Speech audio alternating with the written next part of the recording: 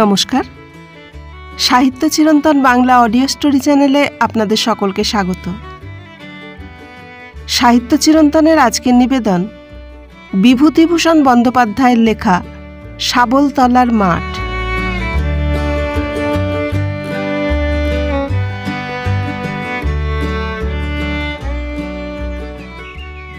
অনেকদিন পরে শাবলতলার মাঠ দেখলাম সেদিন। আমার পিসিমার বাড়ির দেশে ছেলেবেলায় যখন পিসিমার বাড়ি থেকে দুর্গাপুর উচ্চ প্রাইমারি পাঠশালায় পড়তাম, সে আজ 25-30 বছর আগেকার কথা। পিসিমা মারা যাওয়াতে সে গ্রামে আর যায়নি কখনো। সেদিন আবার কার্যোপলক্ষে গরুর গাড়ি চড়ে যেতে যেতে শাবলতলার মাঠ চোখে পড়ল। কিন্তু মস্ত বড় কি এক কারখানা হচ্ছে সেখানে। রেল লাইন বসেছে মাঠের ওপর দিয়ে, বড় রেল লাইন। কত যে লোহালক্কর যন্ত্রপাতি এসে পড়েছে, লোকজন, কুলি মজুরের ভিড়, দুমদাম শব্দ, সে এক বিরাট ব্যাপার। চালা ঘর আর তাঁবু চারধারে, ইঞ্জিনিয়ার ওভারসিয়ারের দল খেটে খেটে সারা হয়। পাঞ্জাবি কন্ট্রাক্টরের মোটর দাঁড়িয়ে আছে, তারের খুঁটি বসানো হচ্ছে, ইলেকট্রিকের ও টেলিফোনের তার খাটানো হবে। ইট বোঝাই লরির ভিড় নতুন তৈরি চওড়া রাস্তাগুলোর ওপরে। চুনের ধুলো, সিমেন্টের ধুলো উড়ছে বাতাসে। আমার সেই ছেলেবেলাকার শাবলতলার মাঠ কোথায় গেল? সত্যিই তা নেই। তার বদলে আছে কতগুলো তাঁবুর সারি, ইট খোলা, পাথুরে কয়লার স্তূপ, চুনের ঢিবি, কাঠের ঢিবি, লোকজনের হইচই, লরির ভিড়। আজ সকালে মার্টিন লাইনের ছোট স্টেশনে নেমেছি। গরুর গাড়ি করে চলেছি পিসিমার বাড়ির গ্রামের পাশের একটা গ্রামে মেয়ের বিয়ের পাত্র খুঁজতে। রাস্তার ধারে পড়ে শাবলতলার মাঠ। হঠাৎ দেখি এই অবস্থা তার। গরুর গাড়ির গাড়োয়ানকে বলি, হ্যাঁ রে, এটা শাবলতলার মাঠ না? হ্যাঁ বাবু। কি হচ্ছে এখানে? কি জানি বাবু, কলকারখানা বসছে বোধহয়। তা কত দূর নিয়ে? তা বাবু অনেক দূর নিয়ে। ওই বাজিতপুর, মনসাতলা, ছাওয়ালমারি, বেদেপোতা, হাঁসখালি চড়া পর্যন্ত। তা গ্রামগুলো সব কোথায়? সব উঠিয়ে দিয়েছে।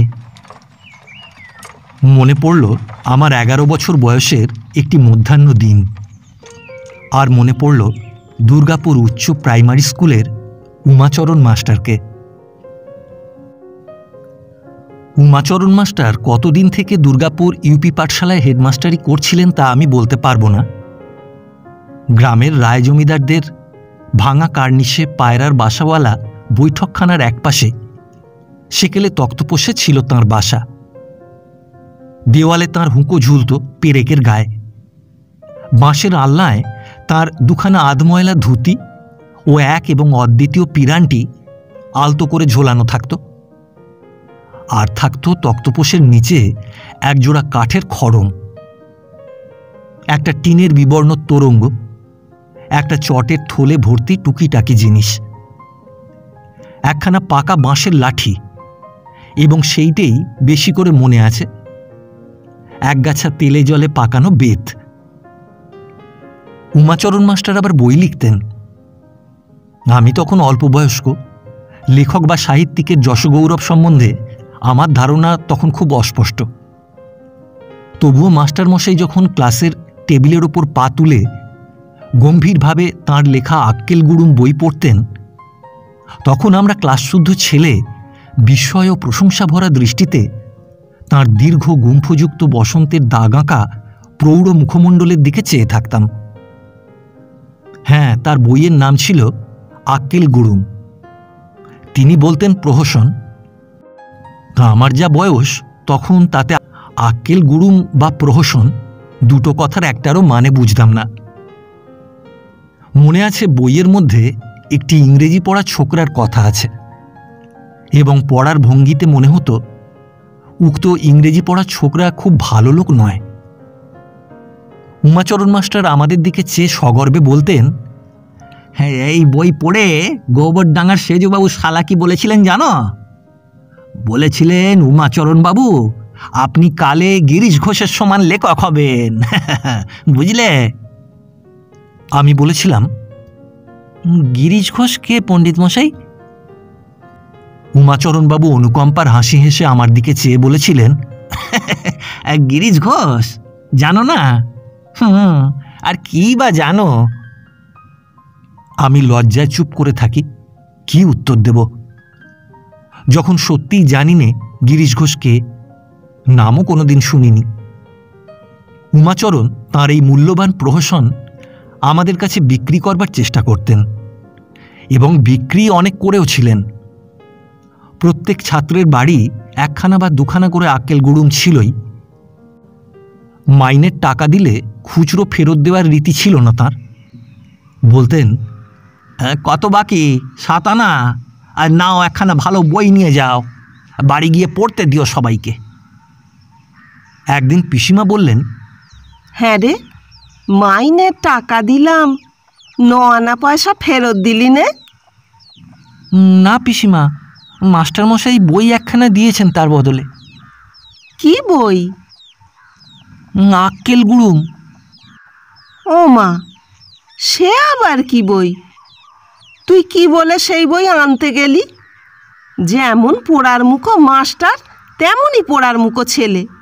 বইয়ের নাম শোনো না, আক্কেল গুড়ুম। কেষ্ট শতনাম পাওয়া যায় তো একখানা আনগে বরণ, ও বই ফিরিয়ে দিয়ায়। সে হবে না পিসিমা, তিনি ওসব বাজে বই লেখেন না, এ হলো প্রহসন। সে আবার কি রে? সে তুমি বুঝবে না। গিরিশ ঘোষের নাম শুনেছ?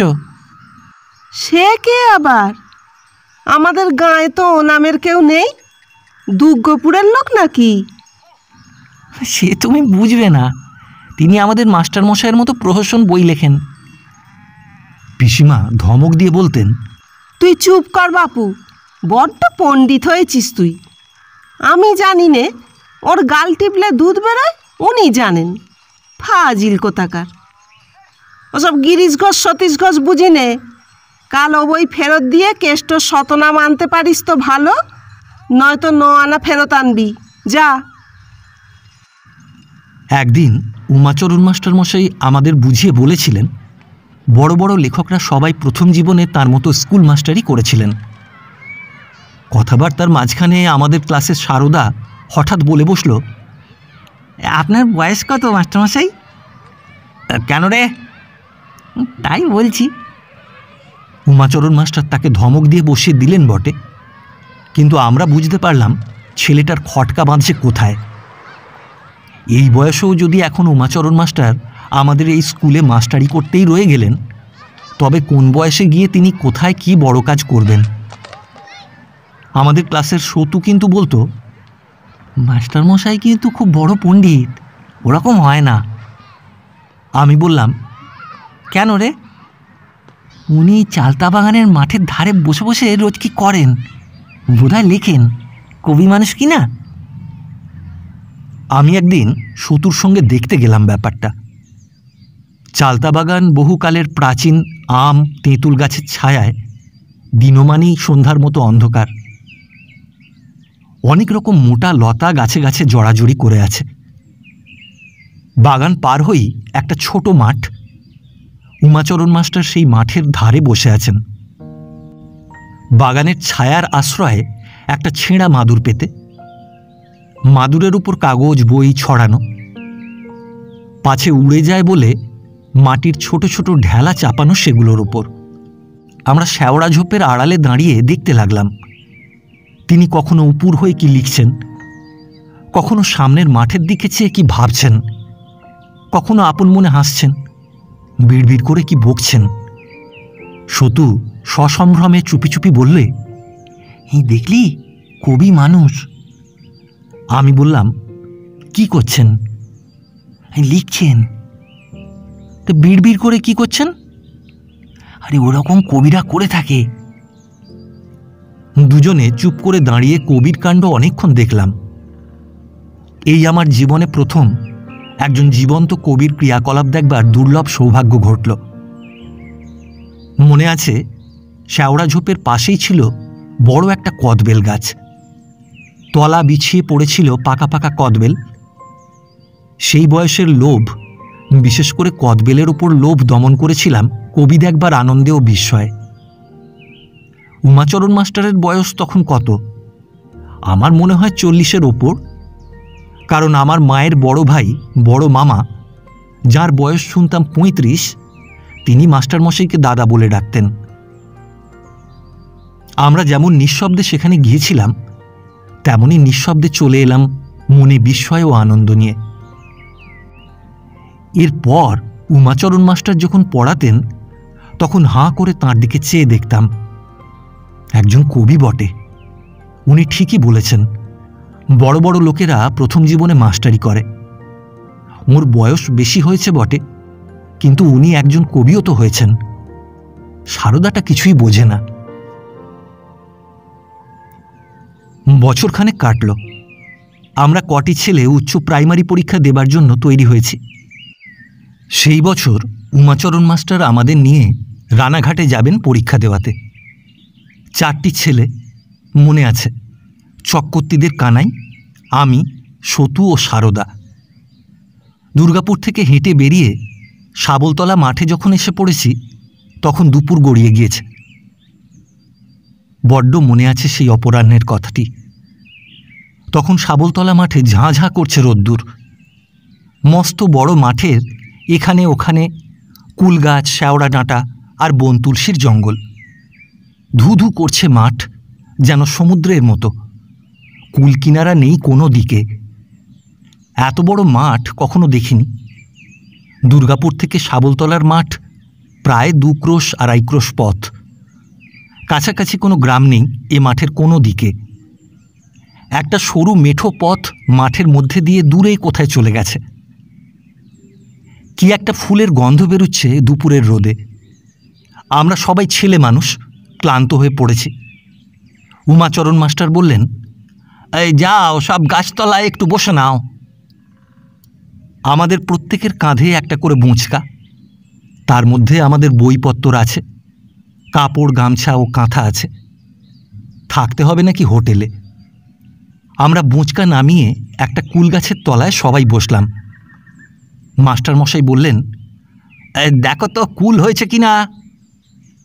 সতু দেখে বললে, কুল হয়েছে, ছোট ছোট, খাওয়া যায় না। কানাইয়ের মা ওকে সেখানে গিয়ে খাবার জন্য নারকোলের নাড়ু আর রুটি করে দিয়েছিলেন পুঁটুলিতে। সতু ওর কাছ থেকে চেয়ে নিয়ে খেলে। আমি চাইতে গেলাম, কানাই বললেন নেই। আমরা একটু পরে সবাই বোঁচকা রেখে হুটোপাটি করে মাঠের মধ্যে বনতুলসীর জঙ্গলে খেলা করতে লাগলাম। কি সুন্দর যে লাগছিল।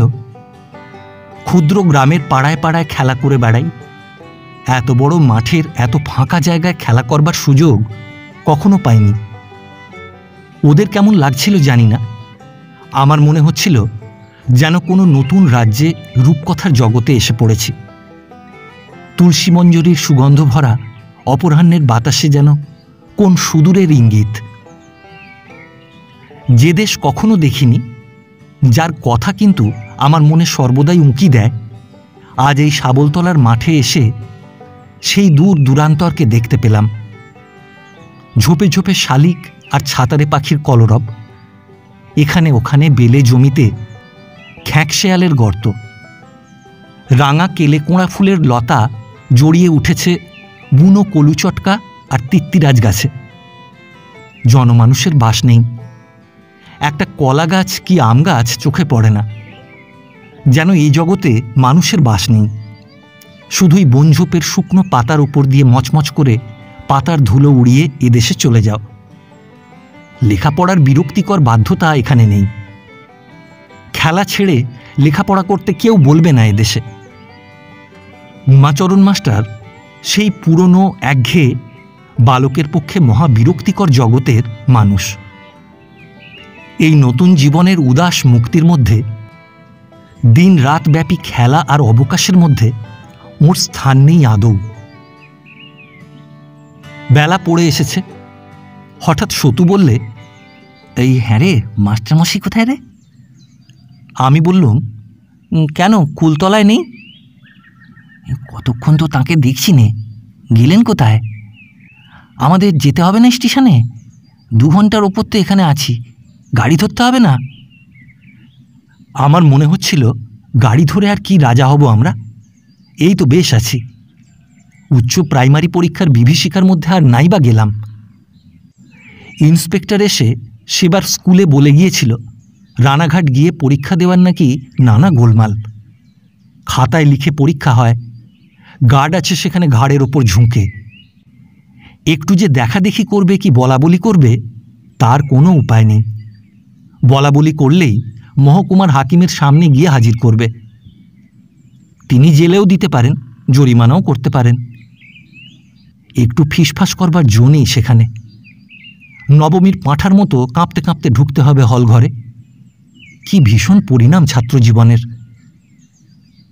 সত্যি বলছি, শাবলতলার মাঠ দেখবার পরে, এখানে এসে এই 2 ঘন্টা ছুটোছুটি করে বেড়ানোর পরে আমি যেন জীবনের সার্থকতা খুঁজে পেয়েছি। তা হচ্ছে এই রকম বিশাল মুক্ত বনময় ধুলি ভরা মাঠের অবাধ শান্তি আর স্বাধীনতার মধ্যে খেলা করে বেড়ানো। পরীক্ষা দিয়ে কি হবে? কানাই এসেও বললে, আমরা যাব কখন? মাস্টারমশাই কোথায়? সত্যিই তো, তাঁকে কোনো দিকে দেখা যাচ্ছে না।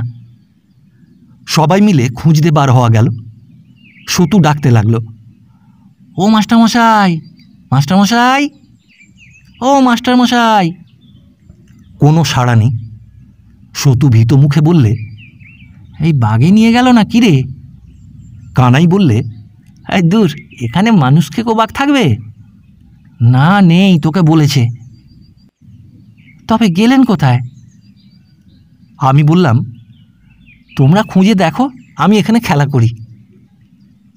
এমন সময় সারদা হাঁপাতে হাঁপাতে এসে বললে, এই শিগগির শিগগির আয়, এই দেখে যা। আমরা সবাই বলে উঠলাম, কি হয়েছে রে, বেঁচে আছেন তো? কথা বলতে বলতেই আমরা সারদার পেছনে ছুটলাম। বেশ খানিকটা দূর দৌড়ে এসে সারদা থেমে পড়ল এবং আঙুল দিয়ে সামনের দিকে দেখিয়ে আমাদের চুপ করতে বলে পা টিপে টিপে এগিয়ে চলল। একটা শুকনো খাল মতো নিচু জায়গায় কুঁজঝোপের আড়ালে উমাচরণ মাস্টার বসে বসে ঝুঁকে পড়ে কি লিখছেন, সেই আর এক দিনের মতো। জায়গাটাতে খুব ছায়া পড়েছে। কুঁজঝোপটায় পাখিরা কিচিরমিচির করছে। সামনে অনেক দূর ফাঁকা, সুন্দর জায়গাটি। এই মাঠের মধ্যে এই জায়গাটাই সবচেয়ে ভালো। কবি উমাচরণ মাস্টার ঝুঁকে পড়ে লিখতে লিখতে বিড়বিড় করে আপন মনে কি বকছেন, এমনকি আপন মনে ফিকফিক করে হাসছেনও। যে কেউ দেখলে বলবে উন্মাদ, পাগল। অমন তন্ময় হয়ে লিখতে আমরা তাকে কখনো দেখিনি। অমনভাবে আপন মনে হাসতেও তাকে কখনো দেখিনি। সতু মুগ্ধ দৃষ্টিতে সেদিকে চেয়ে বললে, এই মাস্টারমশাই একজন আসল কবি। সারদা ওর মতে মত দিয়ে বললে, হ্যাঁ, ঠিক তাই। কানাই ও আমি কোনো কথা না বলে এক দৃষ্টে এই সত্যিকার জীবন্ত কবিকে চেয়ে চেয়ে দেখতে লাগলাম। আমাদের কত ভাগ্যি যে আমরা এমন মাস্টার পেয়েছি। কানাই একটু পরে বললে, কিন্তু ভাই, সন্ধে হলো, ওকে না ডাকলে আমাদের উপায় কি হবে? ডাকি ওকে, কি বলিস? কেউ সাহস করে না। সারদার মনে কবির প্রতি শ্রদ্ধা একটু ফিকে। সে 2-1 বার আমাদের উপস্থিতি জ্ঞাপক কাশির আওয়াজ করলে। সতু চুপি চুপি বললে, এই আসতে। সারদা বললে, হ্যাঁ, আসতে বই কি, আমরা মরি এখানে এই মাঠের মধ্যে সন্ধেবেলা, বাগে ধরুক সব শুদ্ধ। বলে সজোরে একবার কাশির আওয়াজ করতেই উমাচরণ মাস্টার চমকে পেছন ফিরে চাইলেন। সারদা বললে, আসুন মাস্টারমশাই, সন্ধ্যার দেরি নেই যে, স্টেশন এখন অনেকখানি রাস্তা। উমাচরণ মাস্টার ব্যস্ত হয়ে খাতাপত্র গুটিয়ে বগলে করে নিয়ে আমাদের কাছে উঠে এলেন শুকনো খাল থেকে। অপ্রতিভের হাসি হেসে বললেন, হ্যাঁ তাই তো, বেলা গিয়েছে দেখছি, চলো চলো। তারপর পেছন দিকে চেয়ে বললেন, জায়গাটা বড় চমৎকার না? সতু সশ্রদ্ধ সুরে বললে, ওখানে কি করছিলেন মাস্টারমশাই? কি আছে ওখানে? উমাচরণ মাস্টার ধমক দিয়ে বললেন, সে তুই কি বুঝবি? সিনারি কাকে বলে জানিস? চমৎকার সিনারি ওখানটাতে। কবিতা লিখছিলাম। কি চমৎকার মাঠটা, বুঝিস কিছু? আমারও চোখে যে এই অপরাহ্নে এই মাঠ অদ্ভুত ভালো লেগেছে। মাস্টারমশায়ের কথার মধ্যে তার সায় পেয়ে আমার মন খুশিতে ভরে উঠল। আমি নতুন দৃষ্টি পেলাম সেই দিনটিতে, উচ্চ প্রাইমারি পরীক্ষা দিতে যাবার পথে। উমাচরণ মাস্টার কত বড় শিক্ষকের কাজ করলেন সেদিন, তিনি নিজেও কি তা বুঝলেন? আমার কথা এইখানেই শেষ, উমাচরণ মাস্টারের ইতিহাসও এইখানেই শেষ। প্রায় ৩০-৩২ বছর আগের কথা সেসব। উমাচরণ আজ আর বোধহয় বেঁচে নেই। বড় হয়ে উমাচরণ চক্রবর্তী বলে কোনো কবির লেখা কোথাও কোনোদিন পড়িনি বা কারো মুখে নামও শুনিনি। তাতে কিছু আসে যায় না। যশোভাগ্য সকলের কি থাকে? আজ এতকাল পরে শাবলতলার মাঠে এসে আবার মনে পড়ে গেল বাল্যের সেই অপূর্ব অপরাহ্নের কথা। মনে পড়ে গেল উমাচরণ মাস্টারকে। দুঃখ হলো দেখে সে শাবলতলার মাঠ একেবারে ধ্বংস হয়ে গিয়েছে। মুছে গিয়েছে সে সৌন্দর্য, সেই নির্জনতা। উমাচরণ মাস্টারের জন্যে মনটা এতদিন পরে যেন কেমন করে উঠল।